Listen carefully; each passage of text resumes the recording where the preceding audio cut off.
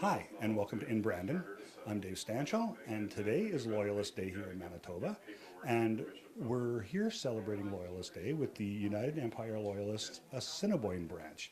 And we're lucky enough to have with us the Dominion President, Barb Andrew. Welcome. So, Barb, why don't you give us a quick explanation on what a United Empire Loyalist is? Okay.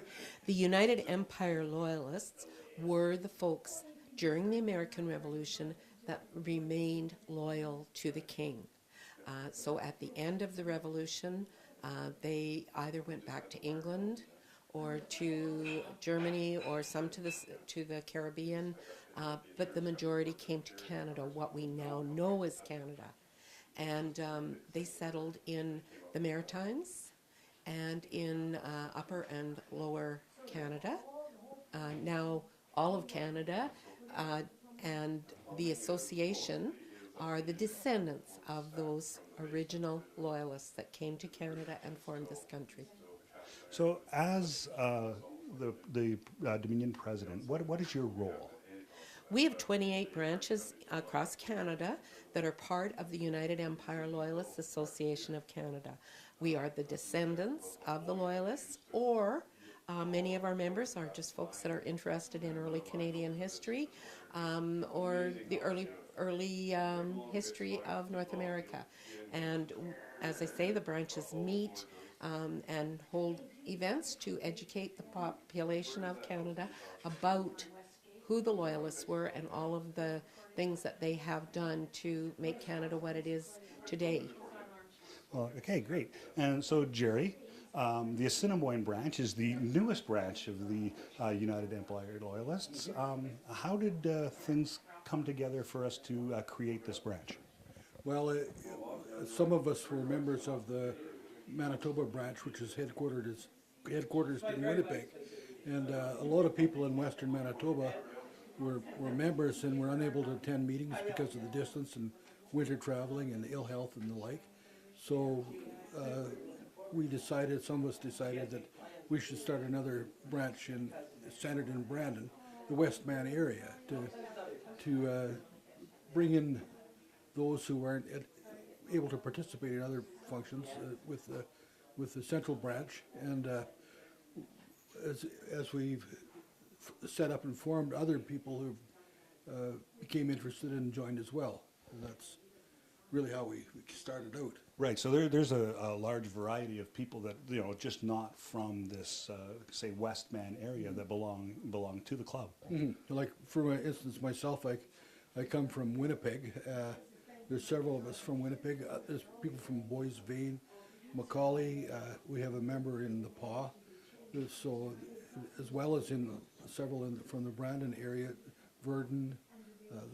So we have quite a large coverage of people who are members of the Assiniboine branch. Right, and even a few from Saskatchewan even. Oh, that's right, exactly. If it's closer to come here than it is to go to Regina, I think people will decide to join us in the Assiniboine branch.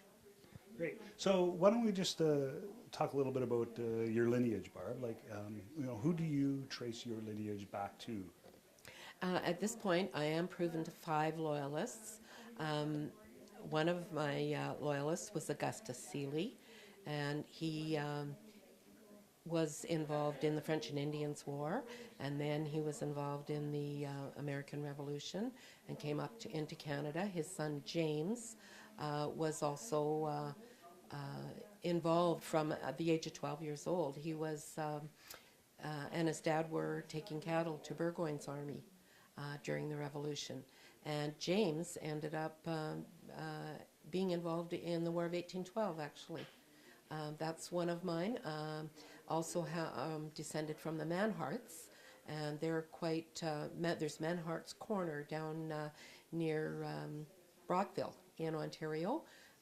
There's a church on one corner, a huge big home on the other, and the cemetery on the other corner. So that was thrilling to go and have an opportunity to visit there.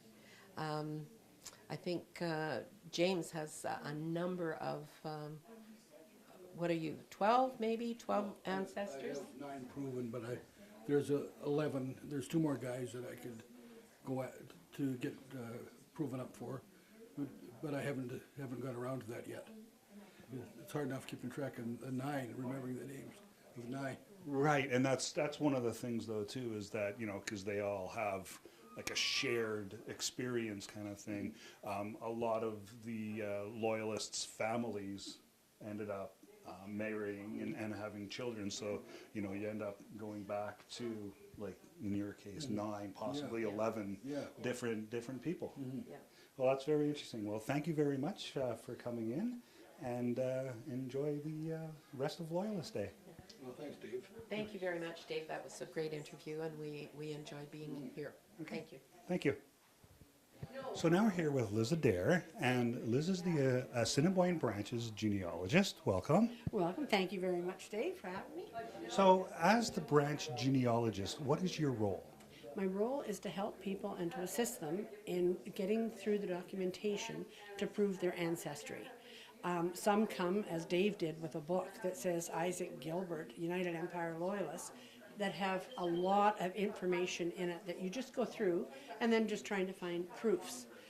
I have a resource through the one at the head office in Toronto, and she's very helpful in providing which way to go, and of course Jerry Adair is instrumental in finding sites, and it's getting back to the sites to get birth certificates to prove that Jim is the son of John and John is the son of Adam. The people who put their applications in have usually heard through a grandparent or something that they have in the background a history of loyalists, and then they'll start the search on their own. I assist them, I try to get books, I try to get websites, and I'm interested in it, so I actually try to find information for them as well. So I was able to provide you with a book to kind of assist, you're assisting me in you know, proving my lineage back to Isaac Gilbert. So I imagine that makes it a lot easier to track. It makes it easier, and I haven't gotten through the whole book. It's getting through a genealogy book, and I'm still doing a bit of struggling. Like it'll be, like Dave's is in here, and he'll be like I think he's the 9th generation from Isaac, and then it gives the 8th, the 7th, the 6th, and then you've got to go back and find the 5th and find the name of the 5th person. But often in books like this, they give the site that they found. We couldn't photocopy directly from this, I don't think. We'd have to find if it's on the original papers or what it is, just to have as proofs. They require when you apply that you do your application that shows all the lineage, and then for each line of the lineage there has to be proofs. Right. Yeah, either marriage certificates, death certificates, something from the Loyalists, a grant for land grants, and this is in this. There is land grants that are mentioned and documented to where they are, so I can help go back and find them. It's exciting. So it's not just enough for somebody to say, like I can show through the book that I have lineage back to Isaac Gilbert, but that's not enough. You actually have to have all the certificates in order to become a proven loyalist. Yes, you have to have the proofs. Now, in some cases, we've had a few that the people, they know that John was the son of Jim, but there's no documentation. He may have been on a census somewhere but called Jimmy. There's not enough proof. So if you can put enough things together that show that, yes, this is a child of these parents. There's no, they can't find a marriage certificate, a death certificate, or anything, but there's enough written in newspaper articles saying that Jim was at a thing with his son John. You put that together and they'll accept that if it's good preponderance of evidence. Yeah. Oh, excellent. Well, thank you very much for the information. Well, thank you, thank you. Yes, it's interesting work. I'm just new at it, though, so I'm just learning. Well, and you'll get better at it, and hopefully by helping me with mine, you'll be able to make it easier when you start working on others too. I hope so. I hope so. Thanks a lot, Dave. Thank you.